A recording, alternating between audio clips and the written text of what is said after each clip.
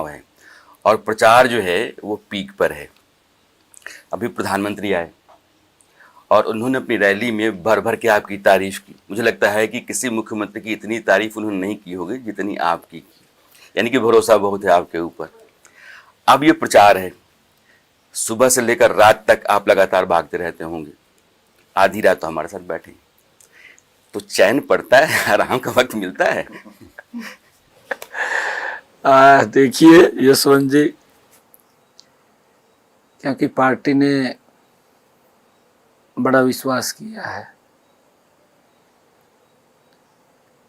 और उस विश्वास के ऊपर लोगों का जो प्यार, जो हरियाणा प्रदेश की जनता का आशीर्वाद जो मिला है, जो रिस्पांस मिला है, अतुलनीय है। मैं प्रणाम करता हूं हरियाणा की जनता को।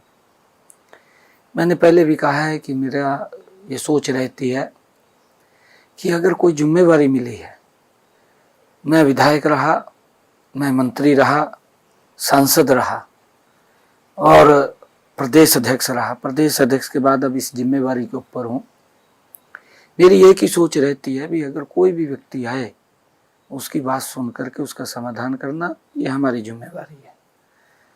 और मैं कभी भी कोई व्यक्ति आता है मिलने के लिए, काम भरपूर हम प्रयास करते हैं कि उसका काम हो। और ऐसा नहीं है, मैं ये भी देखता हूँ अगर मेरे पास 100 लोग आ रहे हैं तो 50 के काम भी हो रहे हैं, 50 के अगली बार हो रहे हैं। ऐसा नहीं है, लोगों के अंदर इस बात का एक संतुष्टि का भाव है कि पहली बार भी कोई मुख्यमंत्री आवास के ऊपर लोगों की, जनता की खुली बात, मन की सुनता है और सुन करके उसका समाधान करता है। मेरा पूरा स्टाफ भी है, वो स्टाफ भी उसके अंदर लगा रहता है मजबूती से। अगर मैं कई बार यहाँ नहीं होता, पीछे से स्टाफ भी सुनता है, सुन करके उसका समाधान करता है। और हम लगातार लोगों की बात सुनते हुए और उसका समाधान करते हुए आगे बढ़ रहे हैं। और उसका परिणाम निकला है कि लोगों ने एकदम सिर माथे के ऊपर उठाया है। मैं फिर हरियाणा के लोगों को बहुत बहुत प्रणाम करता हूँ, धन्यवाद भी करता हूँ कि उन्होंने इतना प्यार, इतना आशीर्वाद उनका मिल रहा है। और मैं उसी विश्वास के साथ, उसी स्नेह के साथ जो हरियाणा के लोगों का प्यार और स्नेह मिलता है, उसी के ऊपर ये बड़ी बात उनके आशीर्वाद से मैं कह रहा हूँ कि 8 अक्टूबर को जब रिजल्ट आएंगे, बड़े जबरदस्त आएंगे। आज लोग कमल का फूल देख रहे हैं, मैं देख रहा हूँ, मैं ये देख रहा हूँ कि कमल का फूल देख रहे हैं लोग, ये कमल का फूल खिलाएंगे। तीसरी बार बड़े मैंडेट के साथ भारतीय जनता पार्टी की सरकार बनेगी। तीसरी बार का आपको भरोसा है कि हैट्रिक जो है ना बीजेपी लगाएगी हरियाणा में? आप मुख्यमंत्री हैं, मुख्यमंत्री के तौर पर इस हैट्रिक के लिए 3 बड़ी उपलब्धियां ऐसी क्या हैं जिनके आधार पर आपका ये भरोसा बना है? नहीं, देखिए यशवंत जी, उपलब्धियां तो बहुत हैं। अगर मैं उपलब्धियों को गिनाऊंगा, मेरे ख्याल से 4-5 घंटे लगातार बोलता रहूं तब भी वो खत्म नहीं होंगी। इतनी उपलब्धियां हैं।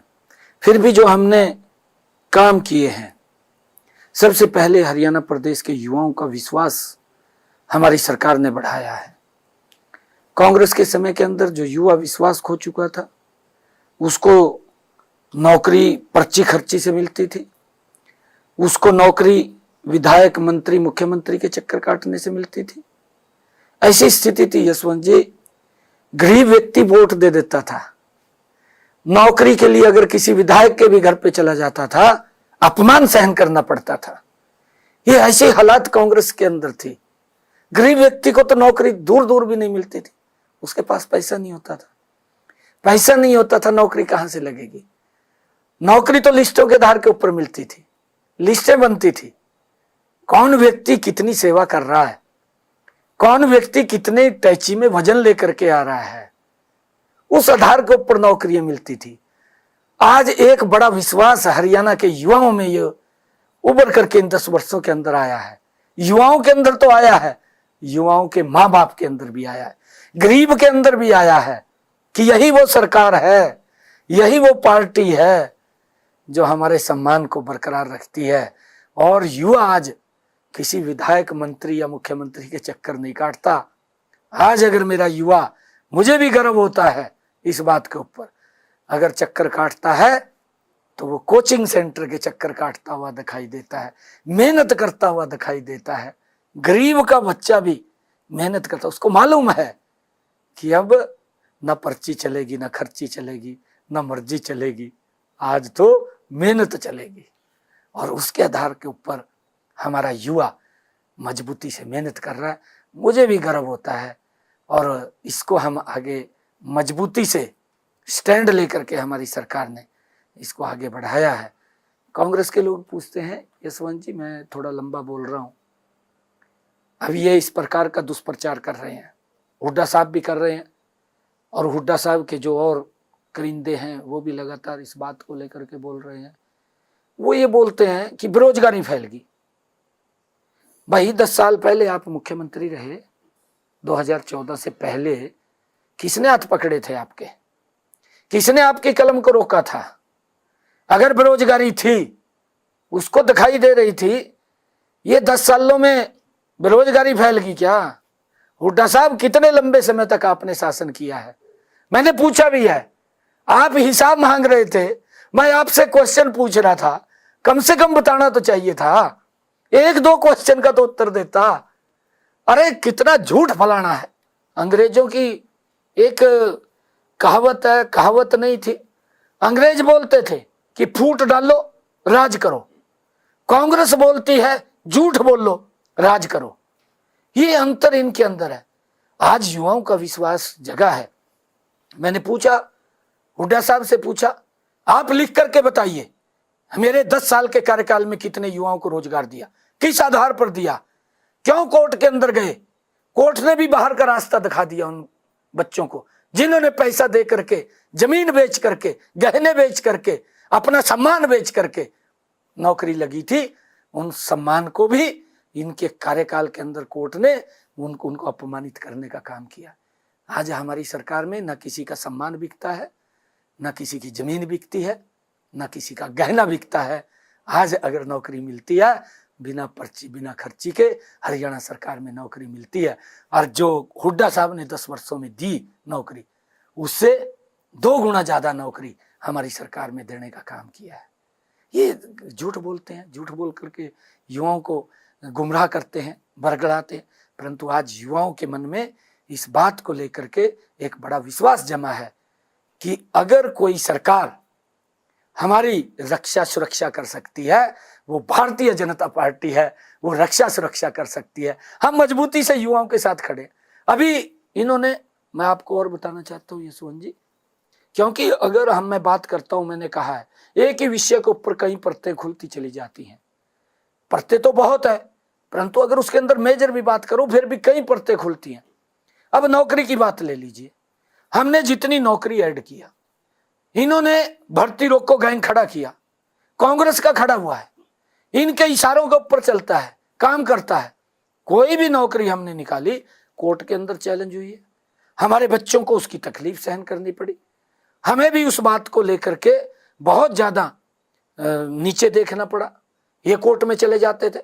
भूपेंद्र सिंह हुड्डा का जो भर्ती रोको गैंग है, कांग्रेस का जो भर्ती रोको गैंग है, वो कोर्ट में चला जाता था, परंतु कोर्ट सारी प्रक्रिया को देख करके उसको ठीक साबित करता था, तब जाकर के हम भर्ती निकालते थे। उसके बावजूद हमने 2 गुना ज्यादा भर्ती की।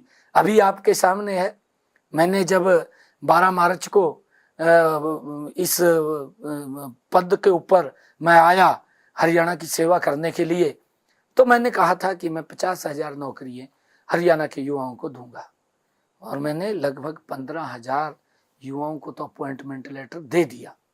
7,500 टीजीटी के दिए, डी ग्रुप के दिए, अन्य और भी कोई टीजीटी पंजाबी के थे, कई और वैकेंसीज थी। लगभग 15,000 के करीब में हमने बच्चों को ज्वाइनिंग लेटर दिया। मैं लगातार दे रहा था, क्योंकि रिजल्ट आता था, रिजल्ट निकालते थे, बच्चों को मैं ज्वाइनिंग लेटर देता था। 25,000 बच्चों के ज्वाइनिंग लेटर अभी रिजल्ट निकलने थे, उसके बाद उनका ज्वाइनिंग लेटर आना था, अभी तो रिजल्ट ही निकलने थे। ये भर्ती रोको गैंग कोर्ट में चला गया, ये भर्ती रोको gang chief election commission Delhi पे जाकर बैठ गया और वहाँ से फरमान जारी कर दिया कि भाई कोई भर्ती रिजल्ट नहीं निकलेगा। तो हमने कहा कोई बात नहीं, मुझे स्टेटमेंट देनी पड़ी और ये उल्टा चोर कोतवाल को डांटे। एक कहावत है कि उल्टा चोर कोतवाल को डांटे। ये इस प्रकार का दुष्प्रचार हुड्डा साहब कर रहे। कहा जी ये बच्चों के साथ अन्याय कर दिया, रिजल्ट नहीं निकाल रहे। अरे हुड्डा साहब अपनी तरफ तो देख ले, क्यों बच्चों के साथ युवाओं के साथ इतनी बेदर्दी से पेश आ रहे हैं आप, क्यों ऐसा कर रहे हैं? हमने कहा भी है, युवाओं ने एजिटेशन किया, हमने कहा है कि वो एप्लीकेशन वापस ले ले, 25,000 को हम तुरंत रिजल्ट निकाल देंगे। परंतु मुझे ये कहना पड़ा कि 8 तारीख तक युवा वेट करें। 9 तारीख को जो ही कोड ऑफ कंडक्ट हटेगा, ये 25,000 नहीं, अब और रिजल्ट आ गए हैं, ये 32,000 हो गई हैं। और जब तक ये चुनाव खत्म होगा लगभग ये वही 35-40 हजार पे चला जाएगा। ये 50,000 से ज्यादा नौकरियां, जो मैंने कहा था कि मैं 50,000 दूंगा, उससे ज्यादा नौकरियां हम 8 अक्टूबर को जब रिजल्ट आएगा, मैंने ये घोषणा की है कि मैं सख्त बाद में लूंगा, पहले ज्वाइनिंग लेटर युवाओं को दूंगा। मैं युवाओं के साथ हूं और युवाओं के माँ बाप के साथ हूं, कोई चिंता की जरूरत नहीं है। हमारी सरकार ट्रांसपेरेंसी आधार के ऊपर काम कर रही है। ये कितने भी डंगे डालो, ये बात बोल रहे हैं, ये झूठ बोल करके सत्ता हथियाने की बात करते हैं। परंतु आज लोग इनके चेहरे को, इनके नकाब को उतरे हुए पहचान चुके हैं, इनको साफ करने वाले हैं लोग। सीएम साहब, कोई भी चुनाव बिना मुद्दों के नहीं लड़ा जाता। नायब सिंह सैनी के लिए इन चुनावों में सबसे बड़ा मुद्दा क्या है? और अमूमन लोगों के अंदर एक चर्चा रही कि 51 दिन का समय बेहद 56 दिन का बेहद कम आपको मिला, क्या आपका मानना है? नहीं, बिल्कुल लोग इस बात की चर्चा कर रहे हैं, मुझे भी बोलते हैं। तो मैंने कहा है लोगों को, मैं ये बोलता हूँ कि बिल्कुल आपकी जो भावनाएं हैं, आपकी जो सोच है, बिल्कुल कम समय मिला है और हम धीरे धीरे करके, क्योंकि 12 मार्च को जब मुझे जिम्मेवारी मिली, 13 मार्च को मैंने विधानसभा में विश्वास मत लिया, 16 मार्च को कोड ऑफ कंडक्ट लग गया। 12 मार्च से लेकर के अगर हम 8 अक्टूबर तक देखें तो लगभग 188 के करीब में दिन बनते हैं और उसमें से 6 जून को कोड ऑफ कंडक्ट हटता है, 16 अगस्त को कोड ऑफ कंडक्ट फिर लग जाता है। मेरे पास बचे 56 दिन काम करने के। परंतु जब ये 6 जून को कोड ऑफ कंडक्ट हटता है और 16 मार्च को जब कोड ऑफ कंडक्ट लगता है, उस बीच के अंदर मैं अधिकारियों के साथ बैठता था।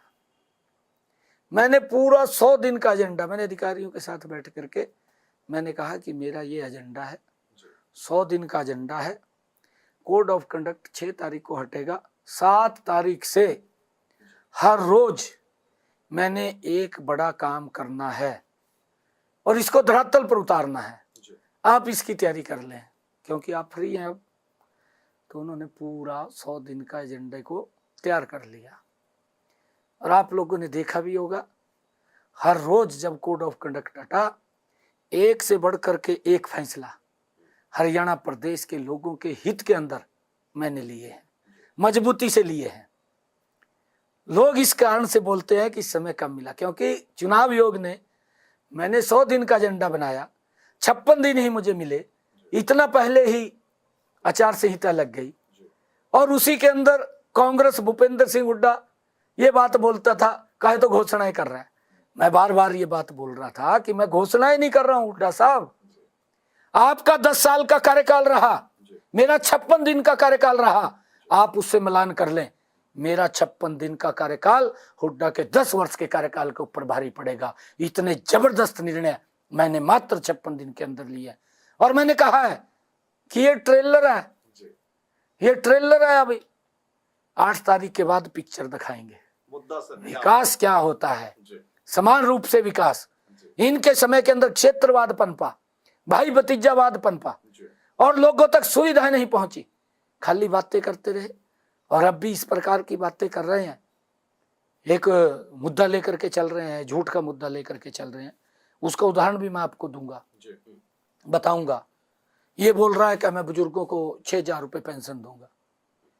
मैंने एक दिन इनको पूछ लिया, हुड्डा साहब को, मैं कहा हुड्डा साहब आप 10 वर्ष तक मुख्यमंत्री रहे, कितनी पेंशन देते थे, आप बताएं तो कितनी पेंशन देते थे। आज तक उत्तर नहीं आया। मैंने एक दिन कहा, मैं 500 रुपये देता था। हमने 10 वर्षों के अंदर, इन्होंने 10 वर्षों में 500 रुपया पेंशन दिया। जो ये बात कर रहा है, क्यों गुमराह कर रहा है, झूठ बोल रहा है। ये झूठ बोल करके वोट लेने की कोशिश कर रहा है, परंतु इनका झूठ का नकाब खुल चुका है। और वो कहां खुला है, मैं आपको बताना चाहता हूं। हिमाचल प्रदेश के अंदर कांग्रेस की झूठ बोल करके सरकार बनी। वहां पर इन्होंने कई वायदे किए, कईयों की तो मैं चर्चा नहीं करूंगा, एक वायदे की करूंगा। इन्होंने कहा कि हम हर साल 1 लाख युवाओं को नौकरी देंगे। एक ये मुद्दा था इनका बड़ा, और भी मुद्दे थे कई कि हम महिलाओं को ये देंगे, इसको ये देंगे, इसको ये देंगे, काफी मुद्दे किए, उसकी चर्चा नहीं करता। परंतु 2 साल हो गए सरकार को, यशवंत जी 2 साल सरकार को हो गए। हिमाचल की नौकरी देने की तो बात दूर गई, आज तक ऐड तक नहीं की, ऐड तक नहीं की। किस प्रकार से झूठ बोल करके वोट ले लिया, किस प्रकार से लोगों को गुमराह करते हैं। क्या स्थिति है आज की हिमाचल प्रदेश की, क्या बोल रहे हैं वहां की सरकार। हमारे पास कर्मचारियों को सैलरी देने के लिए पैसा नहीं है। किस प्रकार का ड्रामा कर रहे हैं कि विधायकों की सैलरी से वो निकाला जाएगा। अरे भाई, जब आपके चादर में ज्यादा पैर क्यों पसारे, जब चादर पट रही है तेरी, नहीं पसारने चाहिए थे। क्यों राहुल गांधी जाकर के वहां झूठ की स्क्रिप्ट लिखता है और फिर उनके